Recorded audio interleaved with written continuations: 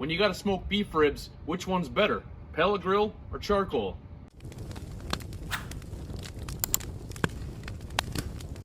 Hey everyone, Keith here, Dusty Roads Barbecue. Today we're gonna find out which one is better, pellet grill or charcoal grill for smoking beef ribs. For this experiment, we're using 2 equally sized racks of 4-bone beef ribs. These ribs look great, nice and meaty. They should turn out perfectly. The night before we smoke these, we're going to start with an overnight dry brine. It's going to apply some kosher salt and then place them in the fridge and let them ride until tomorrow. And here we go. I'm going to start with a couple chunks of hickory in the charcoal grill and then simply cover up those chunks with the new charcoal. Just going to fire up this charcoal, and because we're using a Kamado style ceramic grill, we're going to let that charcoal get nice and hot, heat up the top of the dome, and once we hit about 350 to 400 degrees, we're going to place that heat deflector on and the grates and let the temperature come back down to between 250 to 275. And then fire up that pellet grill, also take it to 275 degrees. And while those grills are settling in, we're going to take these beef ribs, take a look at them, looking good. That salt has worked its way into the meat. Then we just flip over to the bone side, apply Worcestershire sauce to the bottom and all the edges, and then using my brisket rub, get that on the bottom and the edges, and then flip over, and now we're going to do something a little different on the top.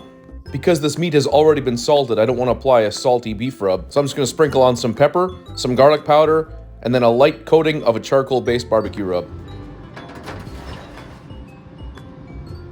And now we simply place both of these racks of beef ribs onto the cookers. They're both running the same temperature, and both racks of ribs have been seasoned exactly the same way. And now for the next couple of hours, those ribs are just going to ride it out in the smoke. Checking in on them, both are looking a little bit dry, so both are going to get a good shot of apple cider vinegar and water, hit those bones, hit the dry spots in the meat, make sure everything stays nice and moist.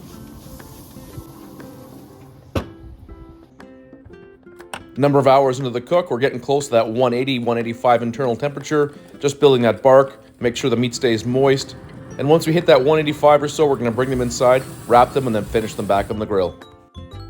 Both racks are in that 180 to 185 range. Bark is set, so now we're going to lay down some smoked beef tallow on some peach butcher paper and get those ribs wrapped and then back on the smokers.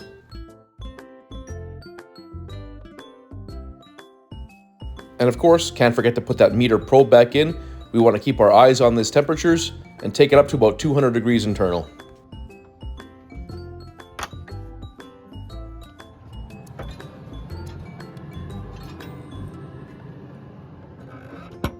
Now we've hit about 197, 198 internal, and we have a long 4 to 5 hour rest ahead of us. So we're just going to take both racks out of the butcher paper that they were cooking in, and then re-wrap them the same way we wrapped them before, except this time, once they're wrapped in the butcher paper, we're going to wrap them in aluminum foil, and then wrap them in towels and place them in the cooler for a nice long rest until supper time.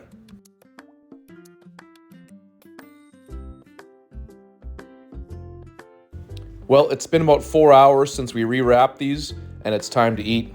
Let's slice into them and find out which is the best way to cook, charcoal grill or pellet grill. Which one do you think turned out the best? Let me know in the comments.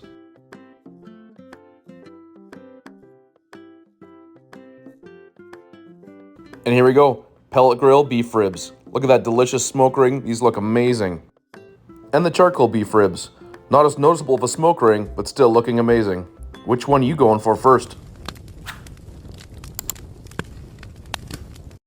Well, you made it to the end. That means you get to find out the results.